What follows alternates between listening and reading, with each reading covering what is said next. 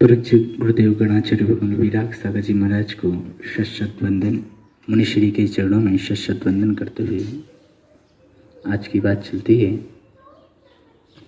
आज की जो व्यवस्थाएं चल रही हैं,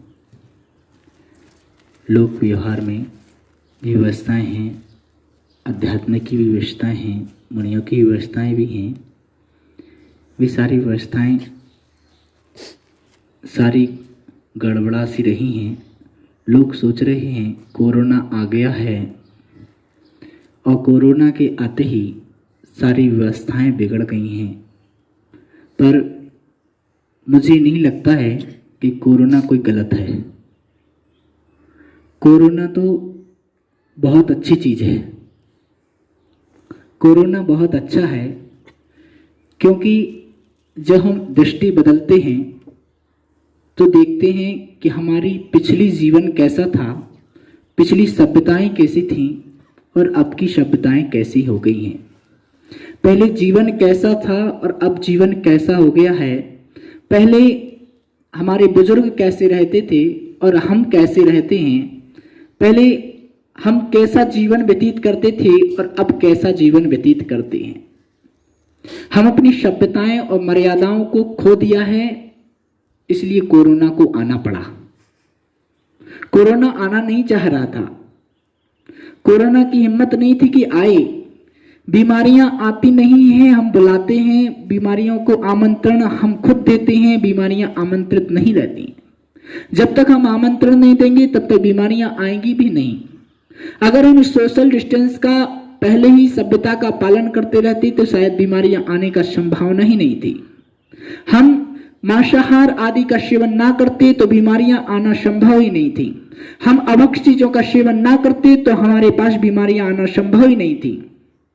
लेकिन हमने गुरुओं की बात को, महात्माओं की, संतों, भगवंतों की बातों को नकार दिया, उनको बदल दिया और एक नया जीवन और नई संस्कृति को लाने की शुरुआत की। पुराने विचारों को हटा करके नए विचारों को लाया है। ये पता नहीं कि नए विचार कितने सही हैं और कितने गलत हैं।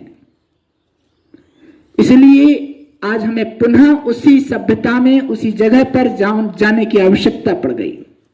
अगर हम पहले से ही लॉकडाउन करे रहते, पहले से ही थोड़े थोड़े रूप में जाते, बाजारों में थोड़े थोड़े कर करके सामग्री को लेते, हमारी मर्यादाओं का ध्यान रखते, तो आज ये बात आनी ही नहीं थी कि मोदी जी को कहना पड़ता कि लॉकडाउन। हमें भागा दौड़ी की व्यवस्थाएं जो बताई हैं वो भागा दौड़ी थी ही नहीं जीवन में। हमने जीवन में भागा दौड़ी और लोभ प्रवृत्ति को अग्रसर कर लिया है, इसलिए हमें भागा दौड़ी की समस्याओं से उलझना पड़ रहा है। और भागा दौड़ी हो रही है तो कोरोना भी बढ़ रहा है।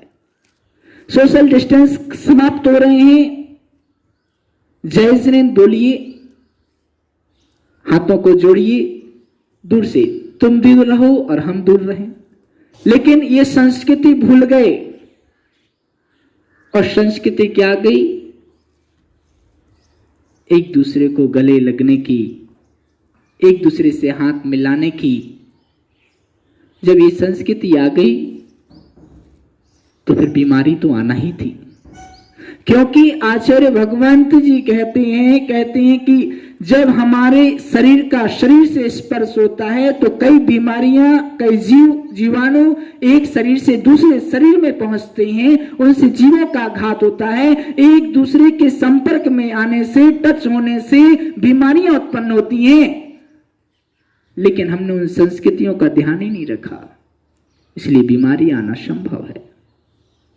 हमारे भोजन पान में हमने ध्यान नहीं रखा, जबकि मर्यादाएं दी गई हैं। जब आप जिनवाणी उठाएंगे, शास्त्रों का अवलोकन करेंगे तो मर्यादा होती है कि आटे की मर्यादा कितनी है, बूरे की मर्यादा कितनी है, अचार की मर्यादा कितनी है, सब्जी की मर्यादा कितनी है, गूंथे हुए आटे की मर्यादा कितनी है, पानी की मर्यादा कितनी है।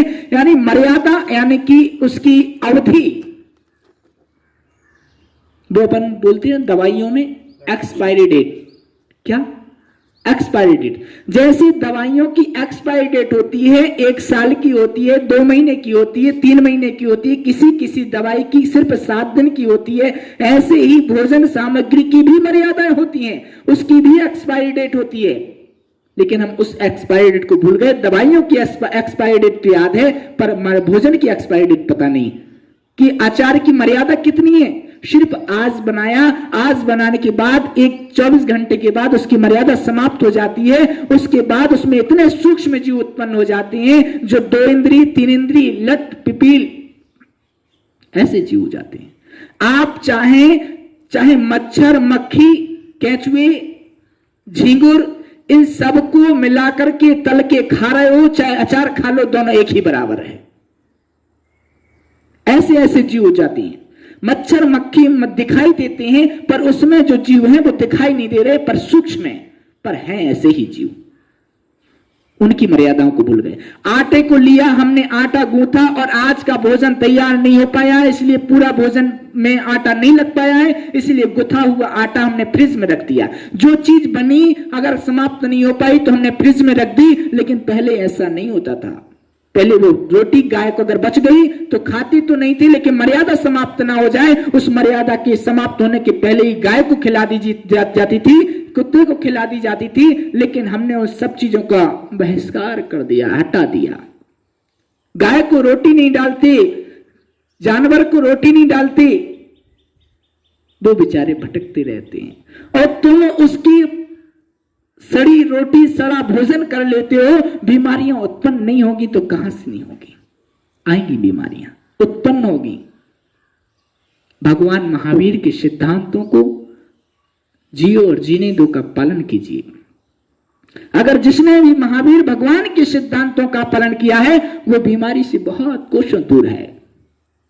मात्र जैन अकेला कह देने से जैन नहीं हो गया। जो नाम से जैन है उनको बीमारी हो सकती है, लेकिन जो काम के जैन है उनको बीमारियां होने वाली ही नहीं है।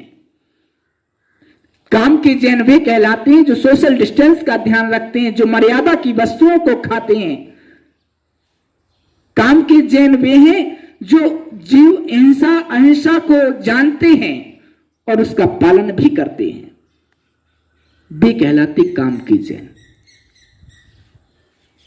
मात्र जैन ही नहीं है, अजैन भी जैन है अगर वो पालन कर रहा है तो। कर्म मुख्यता रखता है, धर्म मुख्यता नहीं है, कर्म मुख्यता है। कर्म से जैन बनो, मात्र धर्म में जन्म लेने से जैन नहीं होते, कर्म से जैन बनिए, कर्मों का पालन कीजिए। और आज मैंने देखा भी है कई लोग कई जगह पर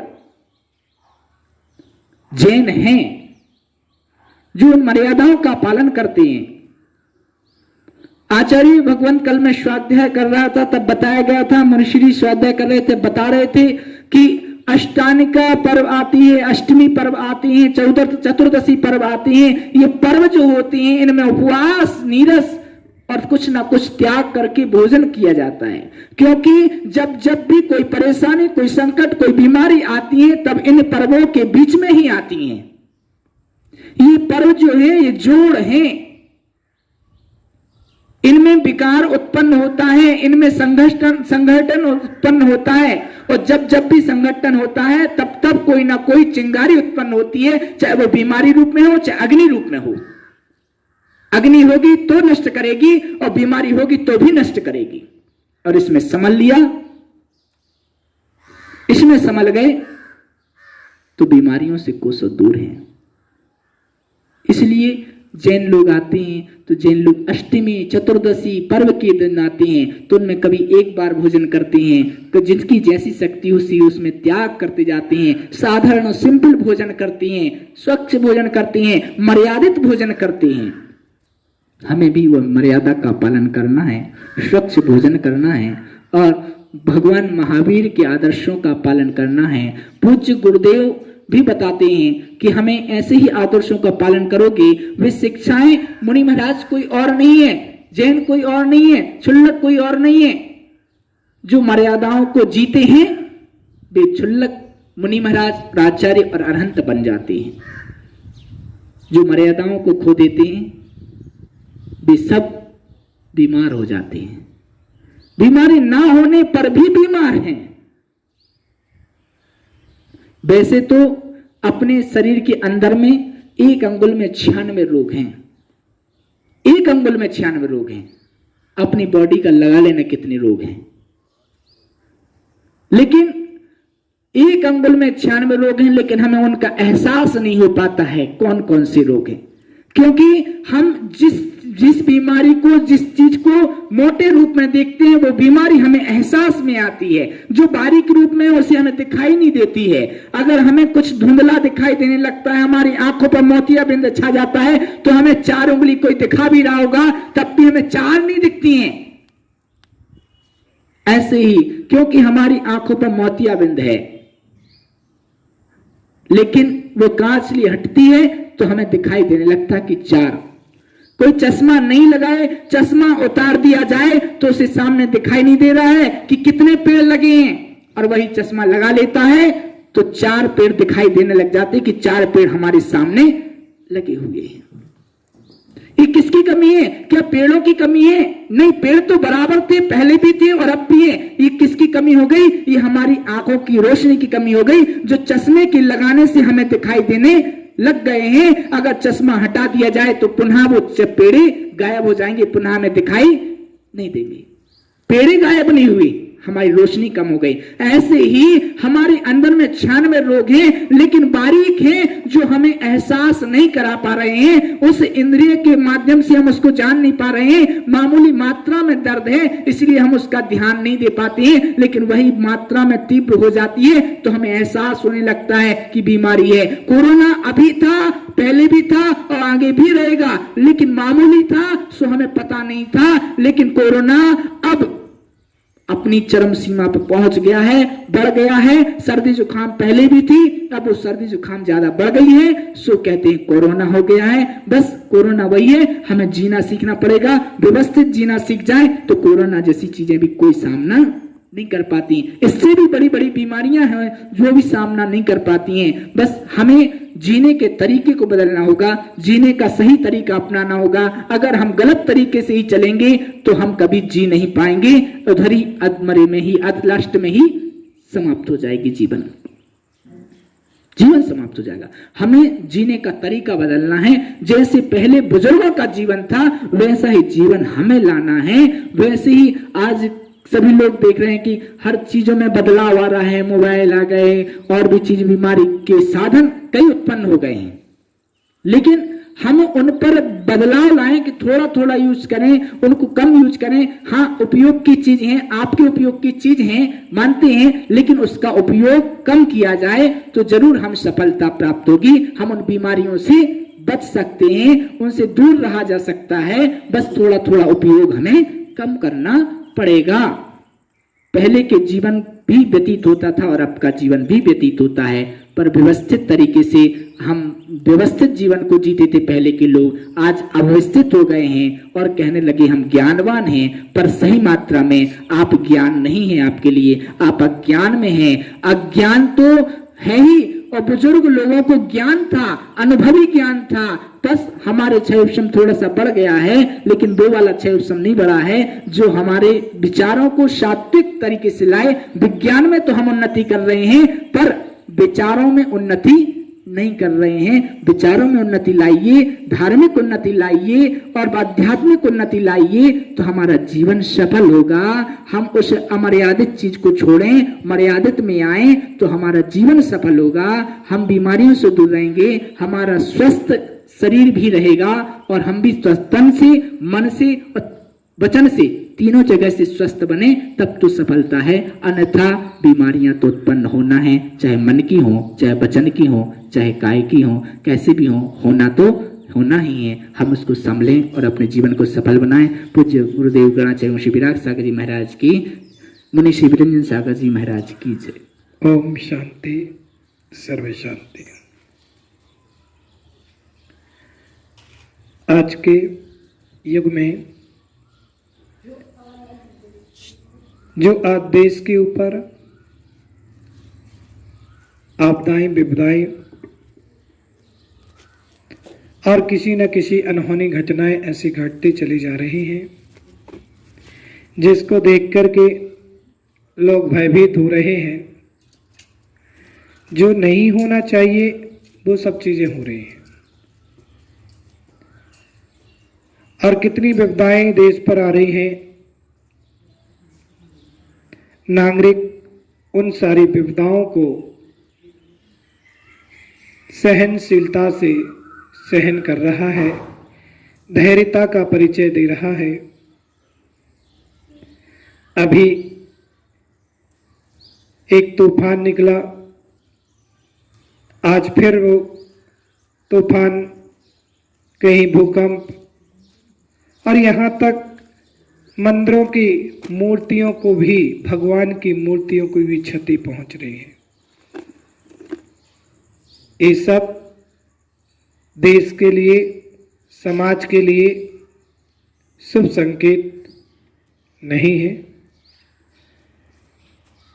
ये सब जो हो रहा है, जब देश में पाप की प्रवृत्तियां बढ़ती हैं, जब प्रगतियों से खिलवाड़ किया जाता है, प्रगतियों के साथ छेड़खानी की जाती है, तो ऐसी आपदाएं विपदाएं देश पर आक्रमणित करती हैं। लेकिन अपन सभी को चाहिए, धर्मम शरणम पवज्जामि, धर्म ही शरण है, धर्म के अलावा और कुछ भी नहीं है। धर्म की शरण में जाना, धर्म की शरण में रहना, और दुनिया में कितनी भी आपदाएं विपदाएं आ जाए, लेकिन अपने धर्म को व्यक्ति नहीं छोड़े तो सारी विपदाएं पलायन कर जाया करती हैं। आज हम सभी को चाहिए, विकट परिस्थितियों में भी इस संकट की घड़ी में भी हमारे भारत देश की जनसंख्या धैर्यता का परिचय दे रही है, समता का परिचय दे रही है, और देना होगा। आगे भी आप सबको धर्म के साथ चलना होगा। आज इस देश में साधु संतों की तपस्या स्थली, भगवंतों की निर्माण स्थली ये भारत भूमि है, और इस भारत भूमि पर धर्ममय वातावरण 24 घंटे बना रहता है, और इसी का एक प्रभाव है कि विपदाएं आती हैं, लेकिन वो धीरे से पलायन करके निकल जाया करते हैं। ज़्यादा उपद्रव, ज़्यादा किसी को संकट में नहीं डालते हैं। एक भारत देश का नागरिक अपने अपने आराध्य में, अपने अपने धर्म में स्वतंत्र है। हर धर्म का अनुयायी अपने आराध्य को, अपने आराधना करता है। मेरा सभी देशवासियों से यही कहना है, आप सभी से यही कहना है कि हमेशा भगवान के ऊपर विश्वास, गुरु के ऊपर विश्वास बना करके चलें। उनकी भक्ति, उनकी आराधना ही आपके सारे संकटों को निवारण करने वाली है, और हमें चाहिए कि हम उनकी भक्ति में तत्पर रहें। संकट के समय में हम डरे ना, घबराए ना। ये तो परीक्षा की घड़ी है। जब एक स्टूडेंट स्कूल में जब एडमिशन लेता है तो निश्चित उसके पेपर हुआ करते हैं, और पेपर उसको देना होते हैं। ये तो अपन धर्म कर रहे हैं तो कोई ना कोई संकट आते ही हैं, लेकिन संकट में भी साहस, धैर्यता का परिचय देते हैं। और जो भक्त साहस और धैर्यता का परिचय देता है, वही उत्तीर्ण हुआ करता है, अच्छे नंबरों से पास हुआ करता है, वही सफल हुआ करता है। हम भी अपने धैर्यता का परिचय दे और समता, जिसके लिए धर्म में कहा है समता बहुत बड़ा एक साधना है कि अपने परिणामों को सामने रखना, उपवास करना, एकासन करना, धूप में खड़े होकर के साधना करना, जल में खड़े होकर के साधना करना, अन्य लोग कितने तरीके से साधनाएं करते हैं। ये सब साधनाएं करना बहुत सरल और सहज है, लेकिन इन सब के बीच में सबसे बड़ी साधना यदि है तो वो है समता रूपी साधना, जिसके परिणामों में क्षमता है, जिसके भावों में साम्य परिणाम है, उग्र परिणाम कसाय रूप नहीं हो रहे हैं, वही सबसे बड़ी साधना है। आप सबको समता से साधना करना है, धैर्यता के साथ साधना करना है। सभी भक्तों के लिए यही मंगल आशीर्वाद है और इसी मंगल आशीर्वाद से आप सभी लोग अपने जीवन में समता, धैर्यता का परिचय देकर के और इस जो कष्ट आया है उसको धीरे से पलायन करें। समय निकलेगा, आने वाले समय का साधु संतों का चातुर्मास का समय आ रहा है और सभी साधु संत अपने अपने चातुर्मास, अपने अपने योग्य स्थानों को देख करके, आज के समय के हिसाब को देख करके, वातावरण को देख करके अपने चातुर्मास सुनिश्चित करते जा रहे हैं। आपको भी समय आने पर हम लोगों का चातुर्मास का भी पता चलेगा कि चातुर्मास कहाँ होना है और आप सब लोग वहीं से अनुमोदना करना। सभी भक्तों के लिए बहुत मंगल आशीर्वाद है। आगामी चतुर्दशी के 5 तारीख को यह जो केस देख रहे हैं, बहुत समय हो गया है, केस लंच का समय भी, तो आने वाले चतुर्दशी को केस लंच भी होगा। आप सब लोग वहीं से अनुमोदना करें। सबके लिए मंगल आशीर्वाद।